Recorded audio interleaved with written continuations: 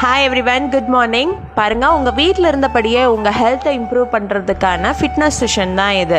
So சீக்கிரமாக உங்களுடைய ஹைட்டையும் வெயிட்டையும் இங்கே ஸ்க்ரோல் ஆகிட்டுருக்க நம்பருக்கு சென்ட் பண்ணி நீங்களுமே உங்கள் ஃபேமிலியோட ஜாயின் பண்ணி உங்களோட ஹெல்த்தை இம்ப்ரூவ் பண்ணுங்கள்.